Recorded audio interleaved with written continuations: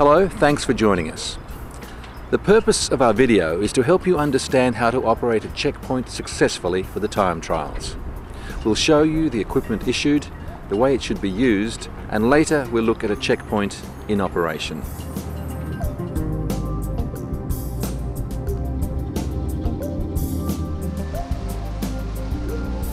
The first item of equipment is the digital clock. Handle it gently. It's in a case to prevent buttons from being pressed by accident. The clock is already set to the official time, so there's no need to remove it from its case. We now deal with the digital recorder. It's located in the blue pouch attached to the clipboard. Approximately 2 minutes prior to the time that the first boat is due at your checkpoint, it's necessary for you to turn the digital recorder on. Remove the digital recorder from the blue pouch, slide the hold switch down to the off position. Turn to the face panel and press the Rec Pause Record button. The display face will show Rec, and also a tiny red light at the top edge of the recorder will indicate that you are now recording. Slide the hold switch back up into the lock position. Place the digital recorder back into the blue pouch. This is all that is required. The recorder must be left on, in other words, set and forget. The final item of equipment is the checkpoint sheet. Each checkpoint sheet is individual and lists the competitors at the theoretical time of arrival at your mark. The left column shows the boat's competition number. The second gives the boat name. The third is for recording the actual time of arrival. The hour and minute have been pre-printed. The second of arrival is to be recorded here, and the minute changed if the competitor arrives on the wrong minute. To record a minute change, simply rule a single line through the incorrect minute and record the correct minute above or below the original entry. Please do not obliterate the original figures. Together with your checkpoint sheet, you'll find some written instructions, which we'd like you to study before taking up your duties for the day, and a chart of the course, which may be of assistance in guiding you to the correct anchoring position. Conducting the checkpoint. In order to conduct a checkpoint, it's necessary to have 3 people in your team, but 4 is better. We need a timekeeper, a sighter, a recorder, and an observer. Let's look at these in detail. The timekeeper. We all think timekeeping is simple, but in a checkpoint crew it requires a great deal of concentration. The timekeeper is the linchpin to the accuracy of the check. The minute is 17, 24, 25. When starting the count, it's important to firstly call the minute, followed by each second, and then to continue the count until told to stop. Pay attention to the clock and don't gaze about. Try to get into the habit of accenting the syllable on which you call the actual change of the second, and this will improve the accuracy of the check. 50, 51, 52, 53, 54. It's also important that you do not stop after 59 to notify the change in minute. 0, 1, 2. But wait until after you are told to stop counting. The minute is now 18. This is important as the timekeeper does not know when a boat is passing, and the calling of the clock must be continuous for the timing to be accurate. The minute is now 36. When there are no boats approaching, it's helpful if each minute change is called into the tape to facilitate location of sections of the tape by the committee later in the day. The minute is now 38. The sighter's duty is to keep a watch for the arrival of boats, to tell the timekeeper when to start counting, and to call the boat number and the time of arrival when the boat crosses the mark. Give your team plenty of notice when a boat is approaching. Is the boat approaching the mark? and have the timekeeper commence the count about 10 seconds before the boat reaches the timing point. Count please, Nikki. This will give a little time to settle down to a steady count. 7, 8, 9. 8 seconds for 401.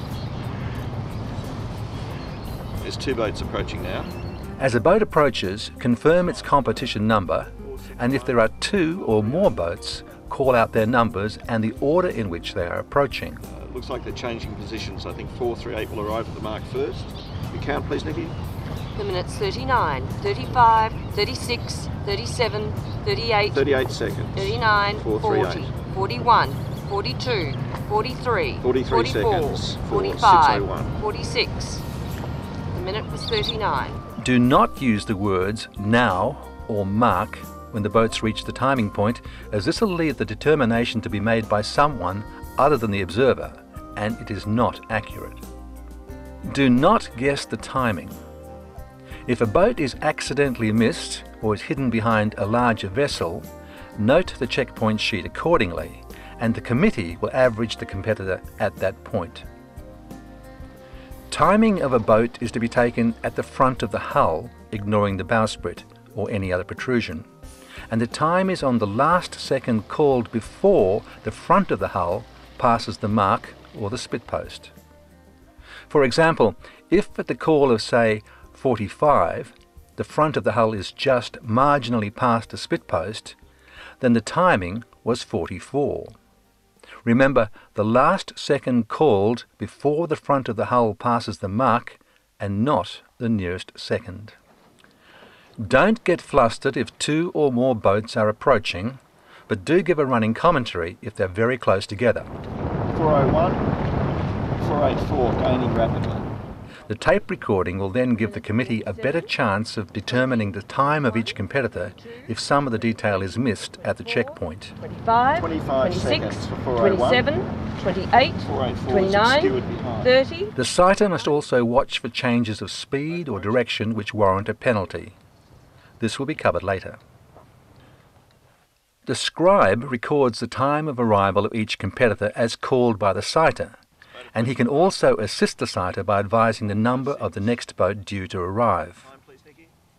Record all information carefully. 426. 426 isn't on the list. Not on the list? No. And if a competitor who is not listed on the check sheet arrives, record the competition number and precise timing in hour, minute, second format on a blank section of the sheet. Unlisted competitors could result from a late entry for the event. You may also encounter a competitor whose time of arrival is vastly different from the ETA on the checkpoint sheet. This may be as a result of revised start time being allocated, or of course it could be due to an incorrect clock setting or other timing error by the competitor. Any change of speed within 50 metres of approaching a mark is subject to penalty unless the change of speed is made for safety reasons. It may also be caused by the wash from another vessel, but this generally occurs only when slow boats are overtaken by fast boats. If you notice a change of speed, then call out loud and clear, "Change of speed boat 499, or alternatively call "sped up" or "slowed down," followed by the boat's competition number. 18, 19, Oh, he slowed right 20, down. Change of 21, speed. 22, 456. 23. Please note carefully that 1. The initial penalty call must be made before the boat reaches the timing mark. It's of no use to hold a later discussion in order to determine whether a penalty should be recorded. It is of assistance, however, if some description can be added after the initial call for penalty has been made. 2. The call must be clearly audible on the tape, because we don't call checkpoint crews back to attend protest hearings if the competitor protests at the application of a penalty. Our only evidence is your tape recording. 3. Speed changes must be assessed by observing the change in movement of the hull through the water and not by engine note. Maintain your gaze on the front of the hull, and speed changes will be noticed if they occur. If they cannot be determined by this means, then do not record a speed change. 4. The penalty must be recorded alongside the competitor's time on the checkpoint sheet by inserting the notation P or COS, in each case adding a plus or minus to indicate an increase or decrease in the speed. A change of speed after the competitor has passed the mark is to be ignored. Many boats lose time on the turn and must make this up before the next mark. 6. Take great care if you're marking a check which is the demarcation line between areas where statutory speed limits apply. You should be informed of this when receiving your equipment. Changes of speed which occur outside the 50-metre zone are also subject to penalty where the speed change is blatant. These changes in speed should also be called and recorded in the same manner as for ordinary changes of speed. We will not try to define the meaning of blatant, but suffice to say, when you see a blatant change of speed, you will recognise it. Changes of course within the 50-metre zone which are designed to lose time for a competitor are also subject to penalty, and again must be called and recorded in the same manner as for speed changes.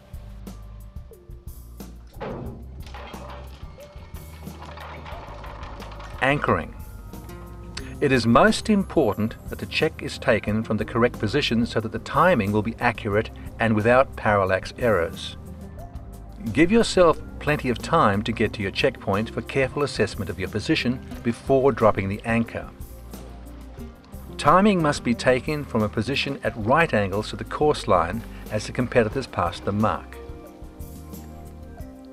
This line represents the course line of the competitors, and these two circles represent two consecutive spit posts.